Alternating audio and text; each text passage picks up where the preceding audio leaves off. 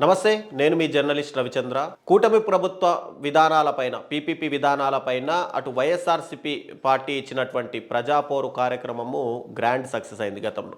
అయితే నిన్న ఏవైతే కోటి సంతకాల సేకరణకు సంబంధించినటువంటి పేపర్లు ఉన్నాయో అవన్నీ కూడా జిల్లా కార్యాలయాల నుండి తాడేపల్లిలో ఉన్నటువంటి వైఎస్ఆర్సీపీ కేంద్ర కార్యాలయానికి తరలించాలి అని చెప్పి జగన్మోహన్ రెడ్డి గారు ఇచ్చినటువంటి ఆదేశాల ప్రకారం రాష్ట్ర వ్యాప్తంగా 175 నియోజకవర్గాల్లోనూ అటు వైఎస్ఆర్సీపీ క్యాడర్తో పాటు ప్రజలు కూడా స్వచ్ఛందంగా బయటికి వచ్చి ఆ ర్యాలీలో పాల్గొనడమే కాకుండా ర్యాలీని గ్రాండ్ సక్సెస్ చేశారనే చెప్పుకోవచ్చు. అంటే ఇక్కడ కూటమి ప్రభుత్వం తెచ్చినటువంటి ఏదైతే విధానం పైన ప్రజల్లో ఎంత అసంతృప్తి ఉంది అనడానికి ఇది ఒక మెయిన్ ఉదాహరణగా చెప్పుకోవాలి. పార్టీ ఇచ్చినటువంటి పిలుపు మేరకు ప్రజలు బయటికి వచ్చి స్వచ్ఛందంగా పాల్గొన్నారో దానిపైన వైఎస్ఆర్సీపీ అధినేత మాజీ ముఖ్యమంత్రి జగన్మోహన్ రెడ్డి గారు కూడా స్పందించారు. ఆయన ఎక్స్ వేదికగా అంటే ట్విట్టర్ వేదికగా ఆయన ఒక పోస్ట్ అయితే చేశారు. దానికి సంబంధించి ఆయన ఏం పోస్ట్ చేశారనేది ఒకసారి మనం చూద్దాం. ప్రభుత్వ వైద్య కళాశాలల ప్రైవేటీకరణకు వ్యతిరేకంగా వైఎస్ఆర్ కాంగ్రెస్ పార్టీ ప్రారంభించినటువంటి 1 కోటి సంతకాల ఉద్యమం అత్యంత విజయవంతమైంది, చారిత్రాత్మకంగా నిలిచింది. రాష్ట్ర వ్యాప్తంగా 26 జిల్లా కేంద్రాల్లో నిర్వహించినటువంటి భారీ ర్యాలీలు, అందులో ప్రజల సంతకాల ప్రదర్శన, ఇవన్నీ కూడా చంద్రబాబు నాయుడు నేతృత్వంలోని టీడీపీ కూటమి ప్రభుత్వ పాలనను, విధానాలను ప్రజలు ఎంత తీవ్రంగా వ్యతిరేకిస్తున్నారో స్పష్టంగా చాటుతున్నాయి. ఇది కేవలం ప్రభుత్వ వైద్య కళాశాలల ప్రైవేటీకరణకు వ్యతిరేకంగా చేసిన ఉద్యమం మాత్రమే కాదు, చంద్రబాబు నాయుడు గారి ప్రజా వ్యతిరేక విధానాలపై ప్రజలు ఇచ్చిన ఘనమైన తీర్పు అంటూ జగన్మోహన్ రెడ్డి గారు ఎక్స్లో అయితే స్పష్టం చేశారు. నిజంగానే ఇది కేవలం ఒక వైఎస్ఆర్సీపీ పార్టీ ఇచ్చినటువంటి ఒక ప్రజా ఉద్యమమే కాదు, ఇది ప్రజలు స్వచ్ఛందంగా కూటమి ప్రభుత్వ విధానాలపైన వాళ్ళ వ్యతిరేకత ఏంటో స్పష్టంగా అర్థమవుతుంది. ఎందుకంటే ఇక్కడ త్వరలో ఎలక్షన్స్ కూడా ఏమీ లేవు. అటు ప్రజల నుంచి స్పందన రావాలనో లేదంటే ఓటు బ్యాంకుని తమ వైపు మలుచుకోవాలనో ఇక్కడ జగన్మోహన్ రెడ్డి గారు ప్రయత్నించడానికి, కానీ ప్రజలకు ఇది నష్టం చేకూరుతుంది. ఈ పీపీపీ విధానం పైన అటు మధ్యతరగతి అంటే ఎప్పుడు కూడా మనం చూస్తే కనుక మెడికల్ విద్య అనేది అందని ద్రాక్షగా ఉంటుంది, ఇది సామాన్య జనానికి ఎప్పుడు అందకుండా ఉంటుంది.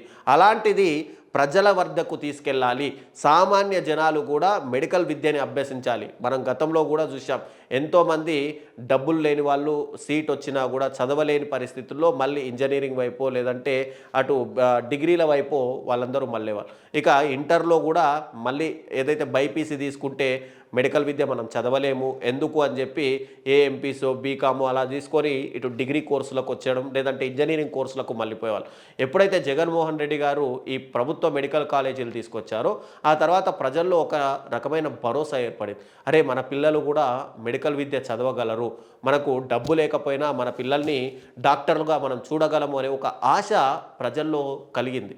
దాంట్లో భాగంగానే ప్రజలందరూ కూడా రాబోయే తరాల్లో మన పిల్లలు వైద్య విద్య అభ్యసిస్తారు అనుకున్న సమయంలో ఇప్పుడు కూటమి ప్రభుత్వము వ్యతిరేకత తీసుకొచ్చింది. ఇమ్మీడియట్గా అరే, మన పిల్లలకు నిజంగా వైద్య విద్య మళ్ళీ అందని ద్రాక్షగా మారిపోతుంది అని చెప్పి ప్రజల్లో ఒక అసంతృప్తి బయటకు వచ్చింది. వాళ్ళు స్వచ్ఛందంగా బయటకు వచ్చారు. ఇది అటు వైఎస్ఆర్సీపీ తెచ్చిన పోరైనప్పటికీ కూడా ప్రజల్లో అశేష స్పందన తీసుకొచ్చింది ఇక్కడ వైఎస్ఆర్సీపీ అనే చెప్పుకోవచ్చు. అయితే ప్రజా ప్రయోజనాలకు ఫనంగా పెడుతూ వారి ద్రోహం చేస్తూ ఆయన తీసుకున్న నిర్ణయాలను ఖండిస్తూ 1 కోటికి పైగా పౌరులు స్వచ్ఛందంగా ముందుకు వచ్చి సంతకాలు చేశారు. సమాజంలోని అన్ని వర్గాల ప్రజలు ఈ ఉద్యమంలో పాల్గొని సంతకాలు చేశారు. ప్రభుత్వ వైద్య కళాశాలల ప్రైవేటీకరణ ద్వారా అందుబాటులో ఉన్న వైద్య విద్యను, ప్రజా ఆరోగ్య వ్యవస్థను నాశనం చేస్తారనే ప్రజల ఆందోళననే ఈ ఉద్యమానికి ప్రధాన ప్రేరణగా నిలిచింది అని చెప్పి జగన్మోహన్ రెడ్డి గారు చెప్పారు. నిజంగానే ప్రైవేట్ మెడికల్ కాలేజీలను ప్రైవేటీకరణ చేస్తే ఇమ్మీడియట్గా దానికి కాలేజీలు అంటే హాస్పిటల్స్ అనుసంధానం చేయాల్సి ఉంటుంది. ఇప్పుడు ప్రభుత్వ హాస్పిటల్స్ అనుసంధానం చేస్తే ప్రైవేటు కళాశాలల వాళ్ళు ప్రభుత్వ హాస్పిటల్ని అటు ప్రైవేటీకరణ చేసిపోయే అవకాశాలు ఉన్నాయి. కాబట్టి దాన్ని వద్దు, ప్రభుత్వ కాలేజ్ ఉంటే ప్రభుత్వ కాలేజీకి అనుసంధానంగా ఒక ప్రభుత్వ మెడికల్ హాస్పిటల్ ఉంటుంది, ప్రజలు వచ్చి స్వచ్ఛందంగా తమ ఆరోగ్య పరిస్థితిని తెలియజేసుకొని అక్కడే ట్రీట్మెంట్ తీసుకుంటారు అని చెప్పి ఏదైతే సదుద్దేశంతో జగన్మోహన్ రెడ్డి గారు కేంద్ర ప్రభుత్వంతో పోరాడి మరి 17 మెడికల్ కాలేజీలను తీసుకొచ్చారు.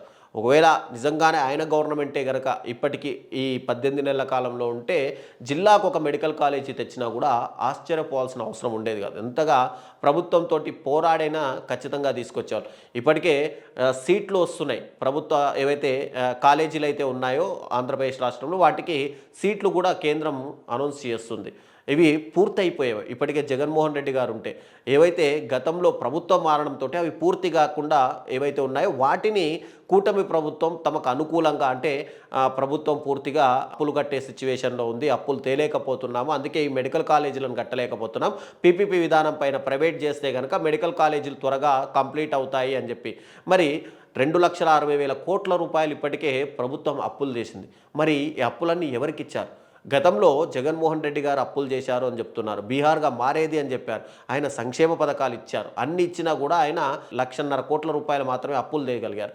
అన్ని సంక్షేమ పథకాలు ఇచ్చి ప్రజలను సంతృప్తి పరిచి మరి మీరు 18 నెలల కాలమే అయింది. ఇంకా సంక్షేమ పథకాలు కూడా ప్రతి ఒక్కరికి అందలేవు. అప్పటికే ఇక్కడ 2,60,000 కోట్ల రూపాయల అప్పులు తెచ్చారు. కేవలం అమరావతి మీద 1,00,000 కోట్ల రూపాయలు పెడితే రాష్ట్రంలోని ఇతర జిల్లాల పరిస్థితి ఏంటి, మండలాల పరిస్థితి ఏంటి, గ్రామాల పరిస్థితి ఏంటి? ప్రజలు కేవలం అమరావతి ఒక రాజధాని కంప్లీట్ అయిపోతే తాము హ్యాపీగా గడిపేస్తారా?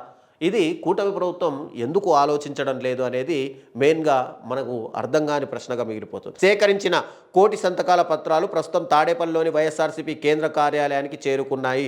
అక్కడి నుంచి డిసెంబర్ 18న అంటే ఎల్లుండి గవర్నర్ గారికి అధికారికంగా సమర్పిస్తాం. తద్వారా ప్రజల గొంతు రాష్ట్రంలోని అత్యున్నత రాజ్యాంగాధికారికి చేరి అనంతరం అది న్యాయస్థానాలకు కూడా వెళ్తుంది అని చెప్పి ఇప్పటికే వైఎస్ఆర్సీపీ ఒక స్టాండ్ తీసుకుంది. కేవలం గవర్నర్ని కలవడం వరకే కాదు, గవర్నర్ని కలిసాక కూడా దీన్ని న్యాయస్థానాల ద్వారా పోరాడతాం. ఏదైతే ప్రభుత్వం ఇచ్చినటువంటి జీవోలు ఉన్నాయో ప్రైవేటీకరణకు వాటిని పూర్తిగా ప్రభుత్వం మేము నిస్సంకోచంగా వెనక్కి తీసుకుంటున్నాము అని చెప్పే వరకు ఈ ఉద్యమం కొనసాగుతుంది అని చెప్పి కూడా అటు వైఎస్ఆర్సీపీ నుంచి ఒక స్టాండ్ అయితే ఉంది. ఇది నిజంగా హర్షించదగిన విషయమే. మనకు ఈ ఉద్యమానికి అండగా నిలిచిన ప్రతి వైఎస్ఆర్సీపీ నాయకుడు, పార్టీ కార్యకర్తలు, అలాగే స్వచ్ఛందంగా సంతకాలు చేసిన ప్రతి పౌరుడికి నా హృదయపూర్వక కృతజ్ఞతలు.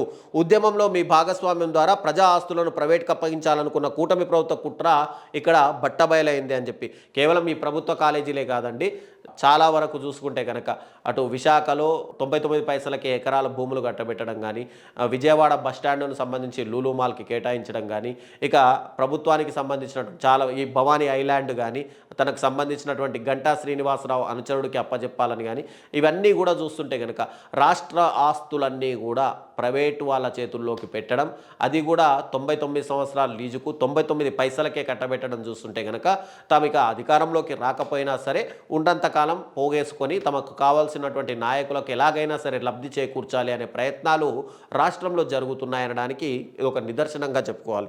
ఈ ఉద్యమం ద్వారా చంద్రబాబు నాయుడు పాలనపై ప్రజలు తమ ఆగ్రహాన్ని తెలియజేశారు. ప్రజల సొమ్ముతో నిర్మించిన ప్రభుత్వ వైద్య కళాశాలను అమ్మేయాలనుకున్న ఆయన ప్రయత్నాన్ని, ఆయన నిర్ణయాలను, ఆయన పాలనను 1 కోటి మంది ప్రజలు తిరస్కరించారు. ప్రభుత్వ వైద్య కళాశాల ప్రైవేటీకరణకు తీసుకున్న ఈ ప్రజా వ్యతిరేక నిర్ణయాన్ని చంద్రబాబు నాయుడు తక్షణమే వెనక్కి తీసుకోవాలని గట్టిగా డిమాండ్ చేస్తున్నాను. ప్రజారోగ్య వ్యవస్థను, అందుబాటులో ఉన్న వైద్య విద్యను దోచుకునే ఈ పట్టపగలు దోపిడీకి వెంటనే తెరపడాలి అని చెప్పి వైఎస్ఆర్సీపీ అధినేత జగన్మోహన్ రెడ్డి గారు అయితే అక్కడ ఎక్స్ వేదికగా ట్వీట్ చేశారు.